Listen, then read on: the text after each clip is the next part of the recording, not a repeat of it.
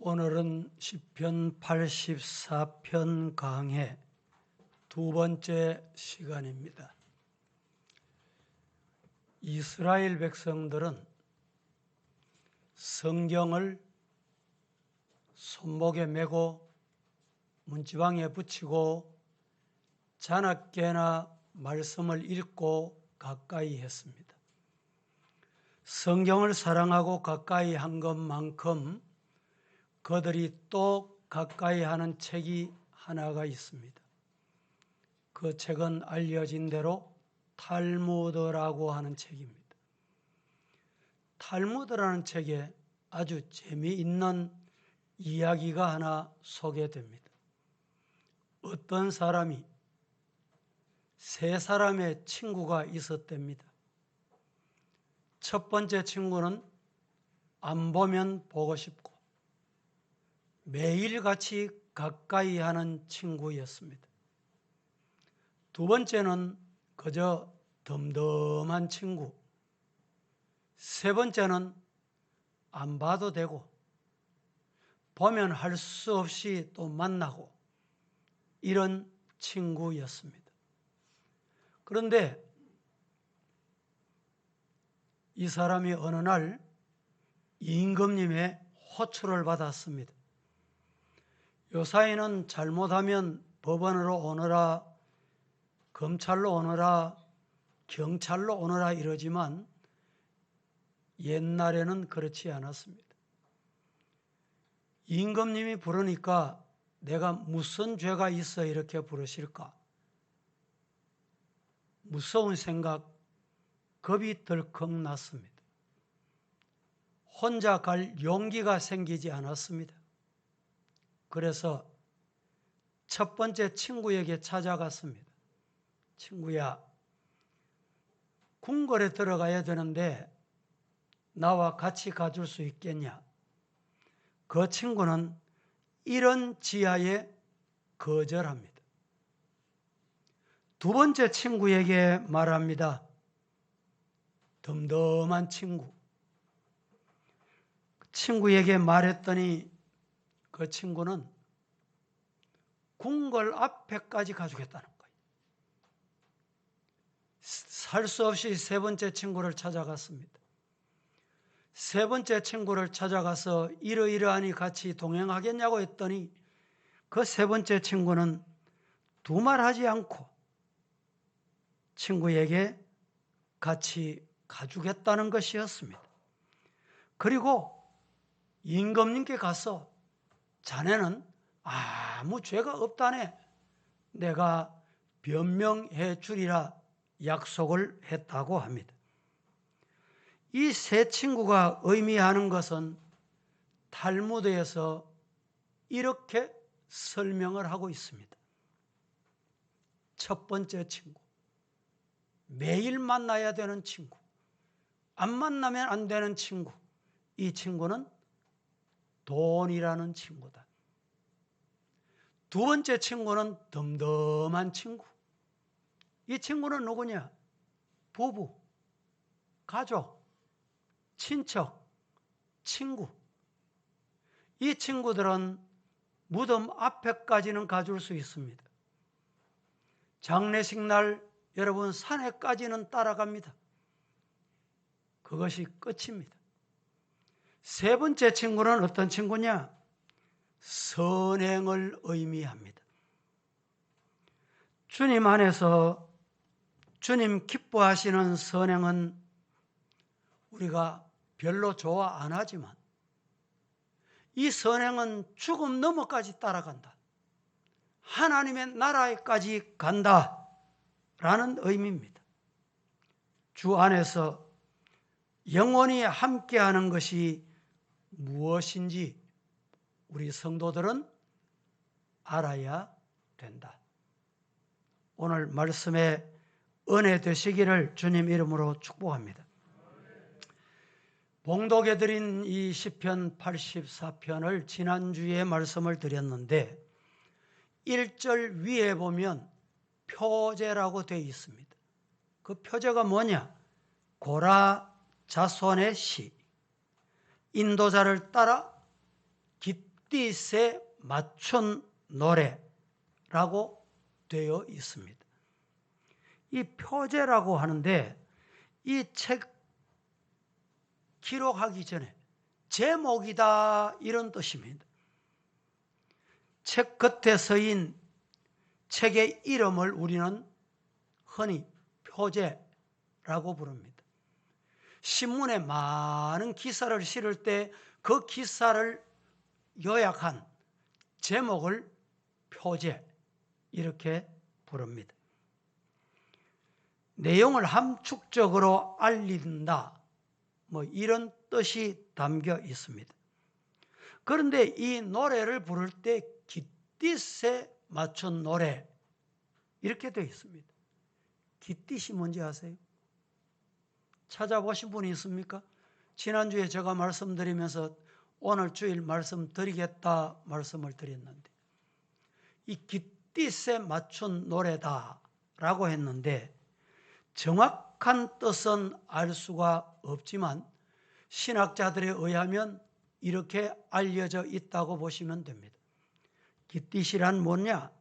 첫째, 본래 블레셋 땅 가드에서 사용하는 노래할 때 부르는 악기다 이렇게 알려져 있기도 하고, 두 번째, 포도주 털 형태로 생긴 악기의 이름이다 이렇게 하기도 합니다.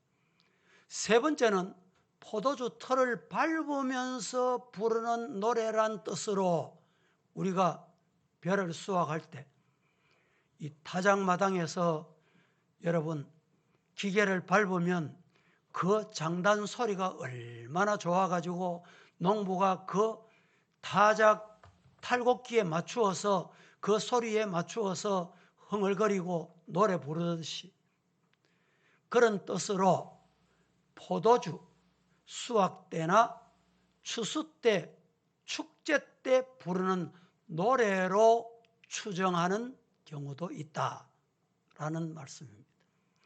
네 번째는 깃딧이 뭐냐? 가드풍의 군대 행진곡으로 생각하기도 하고, 이런 것들을 종합해서 정리하면 깃딧이란 반주용 악기이거나 특정 리듬을 지시하는 음악적 용어로 추정한다. 이해를 그렇게 하시면 되겠습니다. 그런데 오늘 성경 말씀에 고라 자손의 시다 라고 되어 있죠. 고라 자손의 시. 고라는 레위인입니다. 그들은 제사장을 도우며 성막 일을 하는 사람.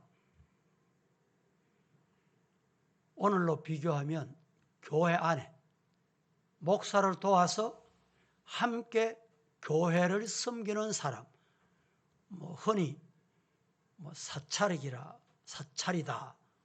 이렇게 부르기도 하고, 최근에 와서는 교회 관리, 이렇게 부르기도 하고, 교회 안에서 성전을 섬기는 자손, 이런 말입니다. 이스라엘 백성이 행진할 때 성막 안에 있던 지성물들이 있습니다. 성막이기 때문에 이 성막이 이스라엘 백성들이 이제 낮에는 구름기둥, 밤에는 불기둥으로 인도해서 성막을 걷어서 옮겨야 돼. 옮기는데 이 성물을 옮기는 일도 아무나 손대면 안 돼. 누구나 할 수 있는 게 아니에요. 고라 자손이 할 수 있었다. 고라 자손이 그 일을 했다 이 말입니다. 그래서 이들이 성전 문지기로 있는 것이 좋사오니 다른 곳에서 첫날보다 성전 문지기로 있는 것이 좋다. 이 말은 지난주에 말씀드렸지만 성전 문지기로 봉사하고 헌신하다가 불평하고 원망하고 그러다 그만 쫓겨났어요. 성전에서 쫓겨나서 성전 문지기도 못하는 신세가 되고 나니까 성전 문지기로 그것이 복 중에 복이구나 이 말입니다. 그런데 이들이 성전의 성막에서 무슨 일이든지 다 할 수 있는 게 아니에요. 맡긴 일을 하되 제사 집전은 할 수 없다. 왜? 제사장이 아니기 때문에. 제사 직분은 이들이 거행할 수가 없었던 것입니다. 제사장이 되고 싶은 마음이 있은 거예요. 목사가 되고 싶은 마음이 있었다 이 말이죠. 그러면 신학을 하고 과정을 거쳐 강도사를 거쳐 목사 안수를 받아 하면 돼. 그런데 이들에게 왜 제사장이 되고 싶은데 제사장 할 일을 우리는 못하냐? 불평하게 된 겁니다. 고라는 르우벤 지파의 아비람과 다단을 비롯하여 250명 가까운 사람을 당을 짓습니다. 파당을 만들어요. 우리 뭉치자, 우리 한편 되자 이 말입니다. 그래서 한 사람이 불평하는 것보다 10사람이 하고 100사람이 하니까 다 맞는 말 같거든. 그래서 결국에는 불평하고 불만을 넘어서 모세를 상대로, 모세를 대상으로 반란을 일으킵니다. 모세는 그들에게 이렇게 말합니다. 하나님께서 당신들을 이스라엘 회중 가운데서 구별해서 주님의 성전에서 일하게 했는데 회중 앞에 세움받아 주님의 성전의 성막에 일하는 것이 얼마나 귀한 일인데 제사 집전에 참여하지 못한다. 우리가 하는 일은 작은 일이다. 왜 우리는 큰 일을 못하냐? 이렇게 된 거예요. 그래서 결국에는 모세가 일러주고 책망을 하고 이렇게 해도 그들이 받아들이지 않아. 여러분, 한번 신앙생활이 잘못되고 DNA가 잘못되면요, 아무리 바른 말을 하고 설교를 하고 외치고 주일마다 설교를 들어도 설교가 마음에 안 들어와요. 이제 그러면 문제가 생깁니다. 민수기 16장에 보면 하나님의 종이 말해도 말을 안 들으니까 하나님이 직접 개입을 해버려요. 하나님이 직접 개입합니다. 하나님이 심판하십니다. 어떻게 심판합니까? 그들이 서 있는 자리에 땅이 갈라져. 땅이 갈라져서 산 사람을 그 땅 속에 그냥 묻어버려요.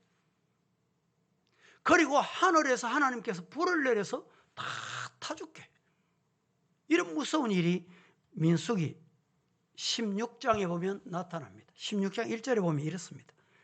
레위의 정손 지나서 고라와 르우벤 자손 엘리압의 아들 다단 아비담과 벨렛의 아들 온이 뭘 만들었느냐?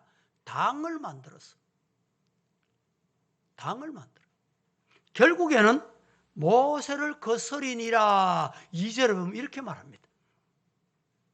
고라의 자손의 시라고 표제가 붙어있는 이 시는 지난주 말씀드린 대로 두 그룹으로 되어 있습니다. 몇 편을 묶어서 두 그룹으로 되어 있는데 그 중에 두 번째 그룹의 첫 장이 바로 오늘 시편 84편입니다. 내용은 조상들이 지은 죄, 아버지가 지은 죄. 아버지가 신앙생활 하는데 왜 저래 하시노? 저러면 안 되는데 자식들이 이렇게 깨달은 거예요. 그래서 자손들이 우리가 왜 성전을 섬기다가 쫓겨나냐? 알고 보니까 말씀대로 바로 하지 못한 죄가 있다. 이리하여 회개를 담은 시편이 오늘 84편이다. 이렇게 보시면 됩니다. 하나님의 집인 교회와 하나님을 섬기는 신앙과 주님이 나에게 주신 직분과 사명, 내가 하는 모든 것은 주님이 소중하게 보신다. 가치 있는 것이다. 소중한 것이다. 스스로 가볍게 여기거나 별것 아닌 것으로 치부해버리면 안 된다. 믿으시기를 주님 이름으로 축복합니다. 그래서 오늘 이 말씀을 통해서 두 가지만 말씀을 드리도록 하겠습니다. 첫째, 주님의 전의 사랑스러운 신앙. 오늘 우리 신앙은 바탕을 어디에 둬야 되느냐? 기초를 어디 둬야 되느냐? 주님의 전의 사랑스러운 신앙이 되어야 됩니다. 오늘 본문 보겠습니다. 1절, 2절 함께 합독해 보겠습니다. 시작. 만군의 여호와여, 주의 장막이 어찌 그리 사랑스러운지요. 내 영혼이 여호와의 궁정을 사모하여 새약하며 내 마음과 육체가 살아계시는 하나님께 부르짖나이다. 제가 한 번 더 봉독해 봅니다. 만군의 여호와여, 주의 장막이 어찌 그리 사랑스러운지요.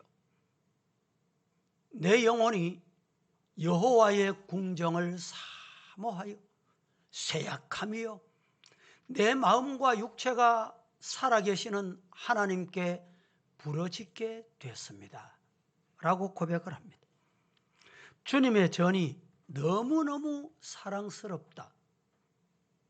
오늘 주일 예배에 참여하신 성도 여러분, 이런 마음이 오늘 우리들의 마음이 되기를 주님 이름으로 축복합니다. 주님의 성전을 사모한다는 말은 사랑한다는 말이에요. 사랑하는 마음이 없으면 사모할 수가 없습니다. 주님의 장막이기 때문에 사랑한다. 주님이 계시는 집이기 때문에 사랑한다. 이런 말입니다. 사람이 일생 동안 가장 오래 머무르는 곳, 가장 오래 거하는 곳이 어디입니까? 뭡니까? 집이에요. 집에 가장 오래 머물다가 세상을 떠나게 되는 것입니다. 그래서 우리가 사는 집은 굉장히 중요합니다. 그런데 우리는 이런 집의 신비한 비밀을 잊어버릴 때가 많습니다. 모를 때가 많아요. 잘 들어보세요. 우리는 집을 건물로 생각을 하고 살지만 실제로 건물이 집이 아닙니다. 여러분 집에 가자, 우리 집에 가자, 우리 집들이 하러 집으로 오너라 가시죠. 오늘 또 여러분들이 예배를 마치면 어디로 갑니까? 집으로 갑니다. 그런데 여러분이 생각하실 때 건물이 집이다, 이런 분 있습니까? 잘못된 생각이에요. 잘못 알고 있는 거예요. 건물이 집이 아니라 따라 해보실까요? 부모님의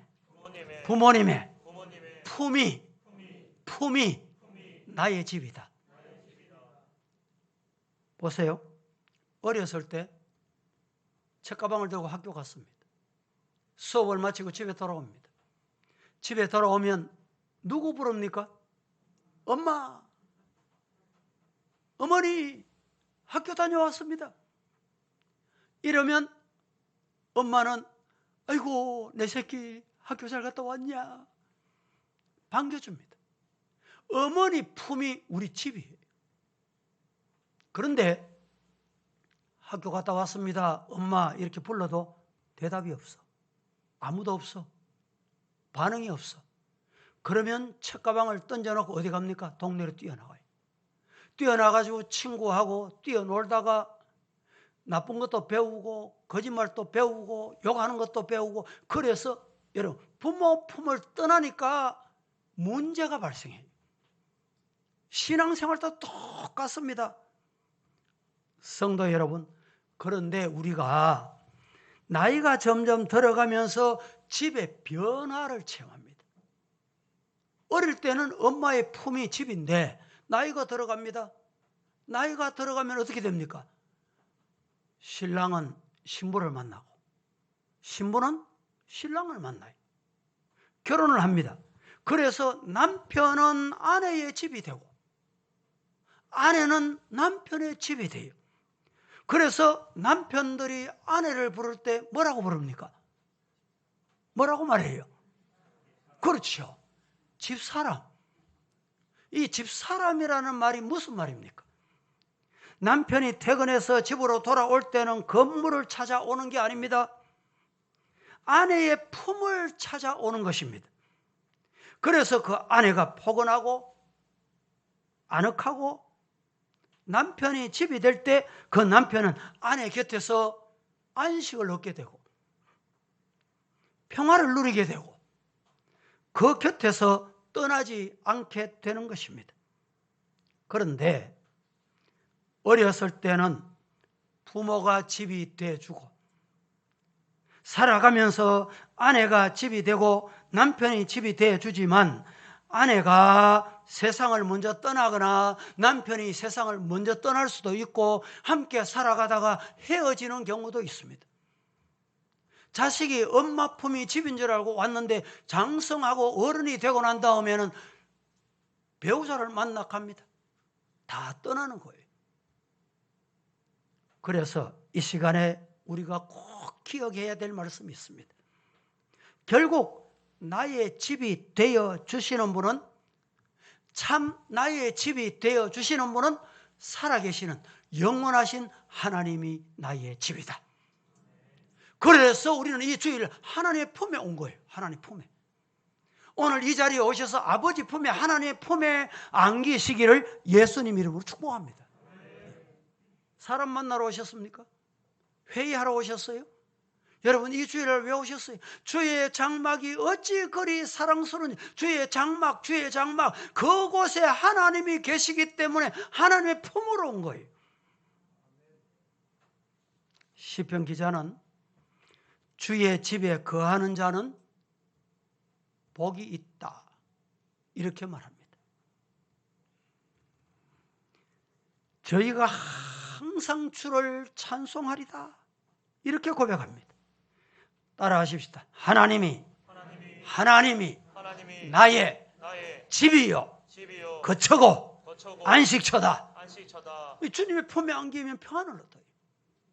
말씀을 듣고 여러분 마음에 하늘이 주는 성령이 임하여 평안이 임하기를 예수님 이름으로 축복합니다. 성령이 임하면 마음이 평안합니다. 교회 오셔도 마음이 안 평안합니까? 불안하십니까? 뭔지 모르게 마음에 찝찝한 게 있습니까? 성령이 임해야 돼요. 그래 평안이 임하는 것입니다. 성전은 뭐 하는 곳입니까? 여러분 예배 드리는 곳입니다. 예배를 통하여 기도를 통하여 찬송을 통하여 하나님 만나시기를 예수님 이름으로 축복합니다.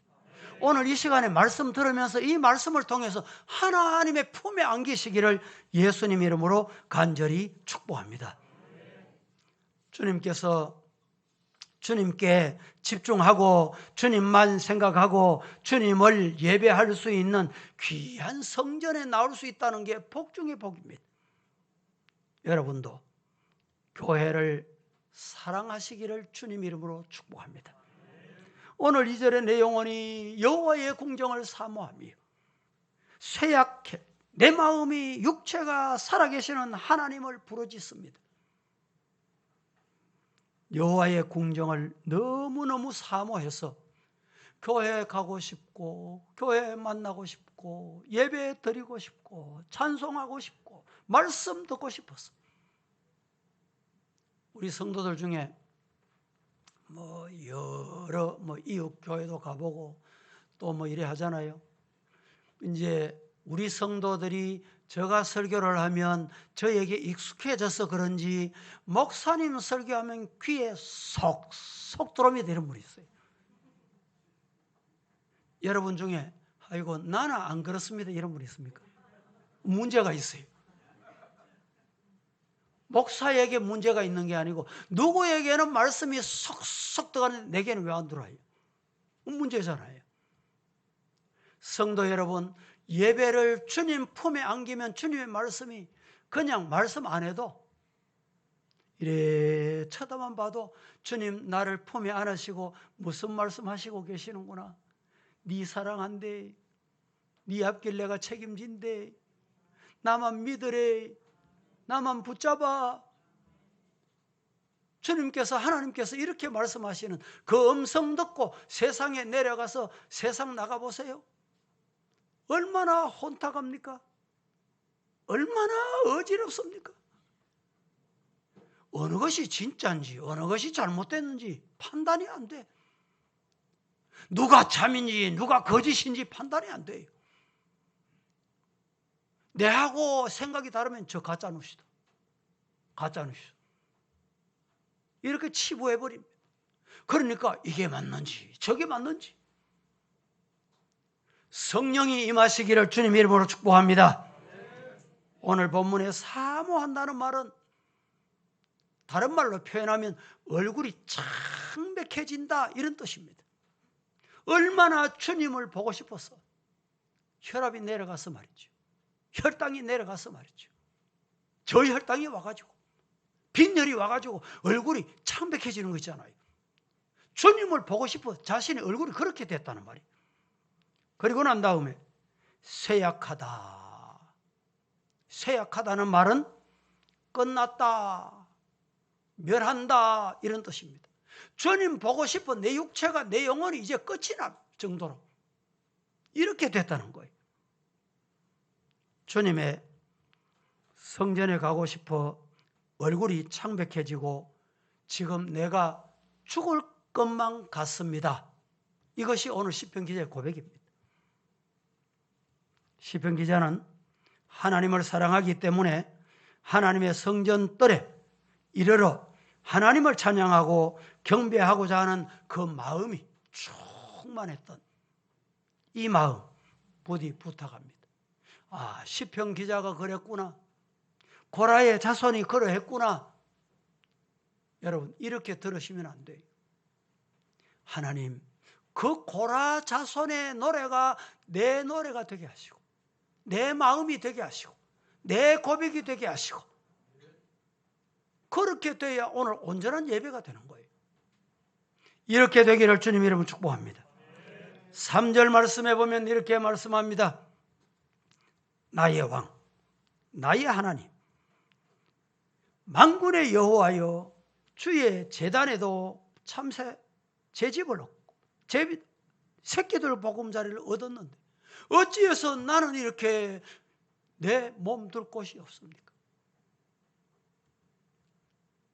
우리 노회 연세 많으신 목사님이 지난주 노회 중에 모처럼 설교를 한번 하셨어요. 설교를 하실 때 이런 말씀을 하시더군요.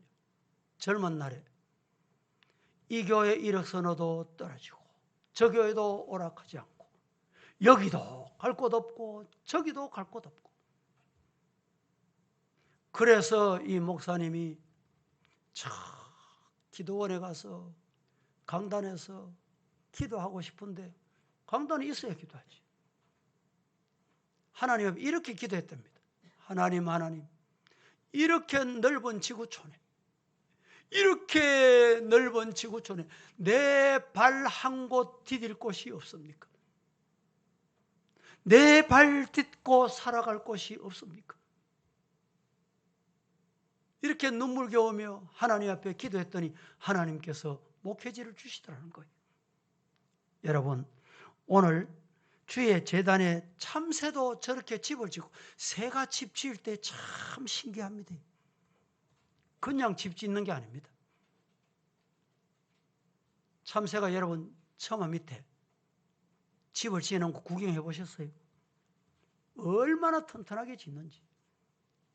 동물의 왕국을 보면 재미있는 게 있습니다. 원숭이가 이 컵이 이렇게 기울여져 있는데 자기 손으로 이 안에 먹을 것이 있는데 꺼낼 수가 없어. 그래서 동물학자가 도대체 저 먹을 것을 어떻게 해결하나 보자 봤더니 원숭이가 나무를 꺾어가지고 나무를 휘어지게 이렇게 만들더래요. 고리로 만들더래요. 고리를 만들어가지고 그 속에 있는 먹이를 이렇게 꺼내가지고 먹더라는 거예요. 짐승도 생각하고 이렇게 살아가는데 오늘 하나님께서 저와 여러분을 만물의 영장으로 하나님을 찾아라. 하나님만 의지해라. 그분의 품에만 오르라. 여러분, 사는 길이 어떤 길입니까? 아버지 품에 오면 사는 길이 있습니다. 믿으시기를 주님 이름으로 축복합니다. 두 번째, 첫째는 주의 전이 사랑스러운 신앙이 오늘 저와 여러분의 신앙이 되기를 바라고, 두 번째는 영적인 것을 사모하는 신앙이어야 됩니다. 눈에 보이는 거, 손에 잡히는 거, 일시적인 거, 불면 날아가 버릴 거, 잠시 있다가 썩어지는 거, 아무리 맛있는 음식이라도 여러분 시간 지나 보세요. 썩어 냄새 나면 못 먹습니다. 요새는 유통기간이라는 게 있어가지고 맛있는 음식이라도 사다 놨는데 깜빡 잊어버리고 못 먹어. 유통기간이 한 달, 두 달 지나서 그거 먹습니까? 못 먹습니다. 성도 여러분, 우리는 세상 것, 일시적인 것, 손에 잡히는 것, 눈에 보이는 것, 귀에 들리는 것, 여기에 관심보다 영적인 일에, 신령한 일에, 영생의 일에 관심을 두기를 주님 이름으로 축복합니다. 4절은 우리에게 이렇게 일러줍니다. 4절 말씀 같이 시작. 주의 집에 사는 자들의 복이 있나니 그들이 항상 주를 찬송하리이다. 주의 집에 사는 자는 복이 있다. 누가 복이 있습니까? 어떤 사람이 복이 있어요? 주님의 집에 사는 자는 복이 있어요. 주님의 집에 사는 자는 복이 있는데 누가 주님의 집에 사느냐? 뭘 보면 아느냐? 교회 왔다고 주님의 집에 사는 게 아니에요. 예배 참여했다고 주님의 집에 거하는 게 아닙니다. 주님의 집에 거하는 자는 복이 있는데 그 다음에 설명을 합니다. 그들이 항상 주를 찬송하리다. 주님의 집에서 찬송하고 하나님께 영광 돌리고 감사하는 생활은 복 있는 사람, 주님의 거하는 사람이에요. 말은 주님의 집에 거하는데 감사가 없어. 원망과 불평밖에 없어. 고라 자손들이 그랬어요. 그것 때문에 결국은 멸망하고 말았습니다. 여러분, 주님의 집에 거하는 자는 복이 있는데 그들은 항상 찬송하리다. 찬송하는 성도가 되기를 예수님의 이름으로 축복합니다.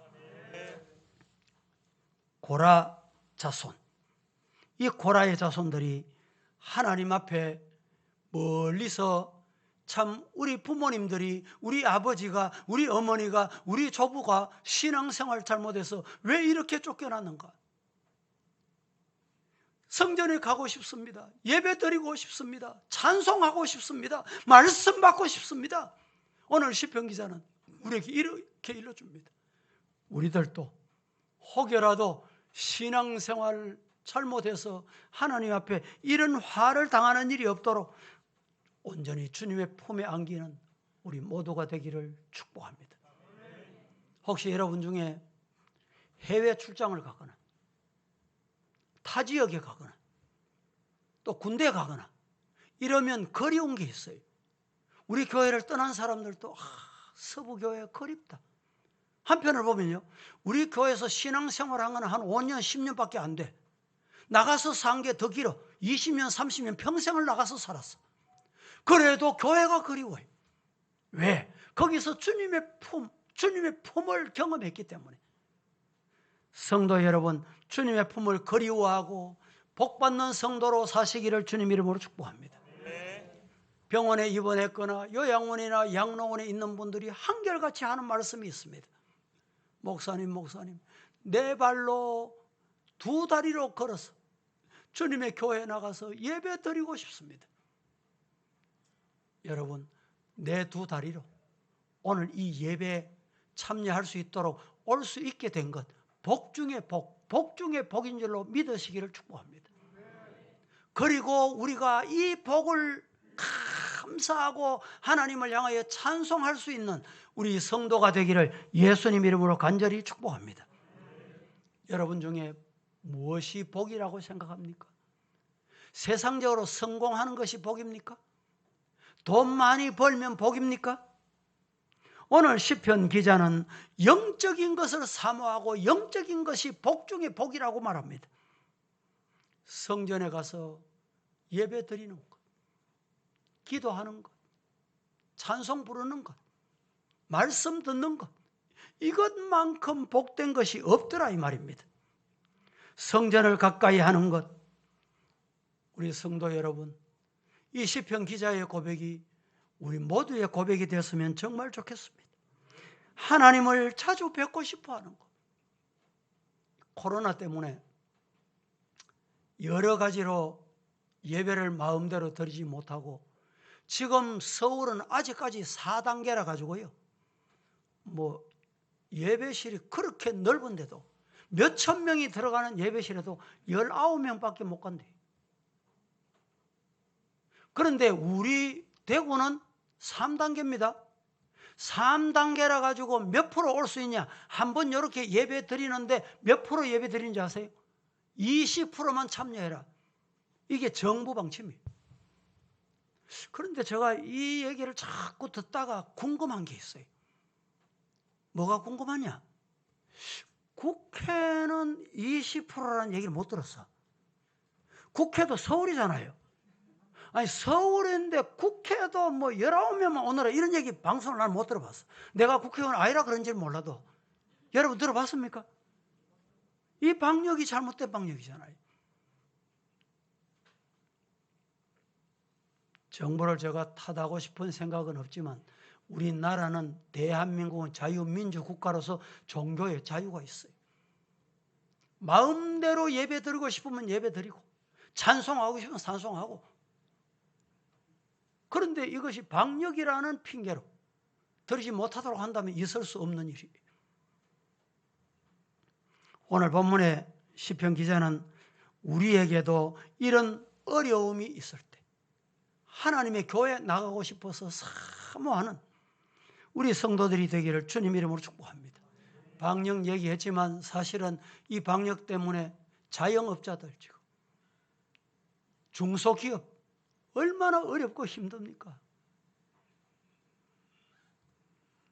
우리는 하나님의 말씀을 믿고 하나님만 따르시기를 예수님 이름으로 축복합니다.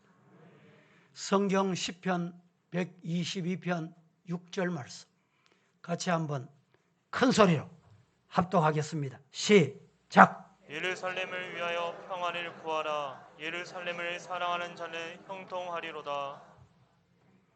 예루살렘을 향하여 뭘 구해라? 평안을 구해라. 예루살렘에 와서 여러분이 뭘 구하느냐? 교회 와서 뭘 기도하느냐? 하나님 평안을 주세요. 하나님이 주시는 평안을 마음속에 받아서 세상으로, 가정으로, 이방으로, 직장으로 여러분 내려가세요.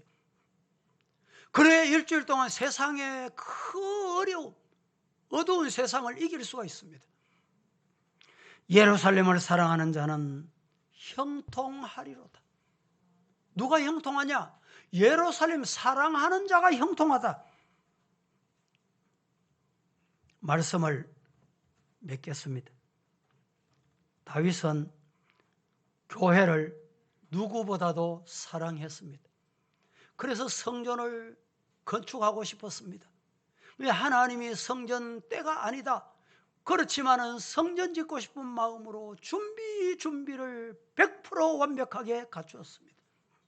성도 여러분, 주님의 성전을 사모하는 우리 서부의 성도들이 되셔서 영적인 복과 육적인 복을 함께 받아 누리는 우리 서부의 성도가 다 될 수 있기를 예수님 이름으로 축복합니다.